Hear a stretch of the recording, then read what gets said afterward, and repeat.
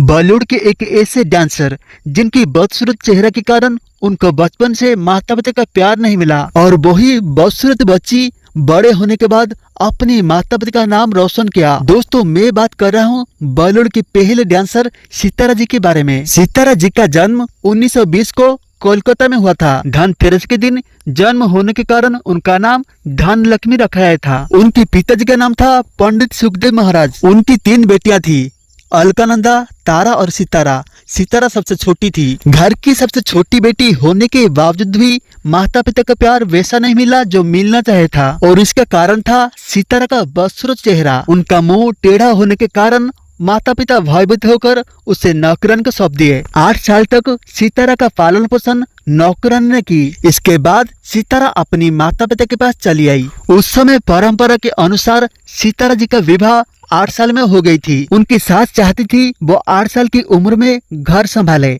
लेकिन सितारा पढ़ाई करना चाहती थी। पढ़ाई करने की जिद के कारण सितारा का विवाह टूट गया। शादी टूटने के बाद सितारा पढ़ाई की और पढ़ाई के साथ वो डांस सीखना शुरू कर दिए। सितारा देवी अपनी डांस की हुनर से काफी शोहरत बटोरी। धीरे धीरे करके सारा देश में उनका एक परिचय बन गया। जब सितारा देवी 11 साल के थे तो वो अपने परिवार के साथ मुंबई चले आए। मुंबई आने के बाद सितारा देवी जी को रविंद्रनाथ टैगोर और सरोजिनी नायडू के सामने नृत्य करने का मौका मिला। उनके नृत्य से प्रभावित होकर रविंद्रनाथ टैगोर जी ने सितारा देवी को नृत्य सम्राज्ञी की उपाधि से नवाजा। इसके बाद सितारा जी का दूसरा विवाह उनसे 16 साल बड़े नाजिर अहमद से हो गई। उसके बाद वो हिंदू से मुस्लिम बन गई, लेकिन ये शादी ज्यादा दिन तक नहीं चला। उनके बीच झगड़ा होने के कारण सितारा देवी जी ने नाजिर अहमद को छोड़कर उनके भतीजे आसिफ से शादी कर ली। इस्लाम के नियम के अनुसार एक आदमी 3 से 4 बार शादी कर सकता है, और आसिफ ने भी वही किया।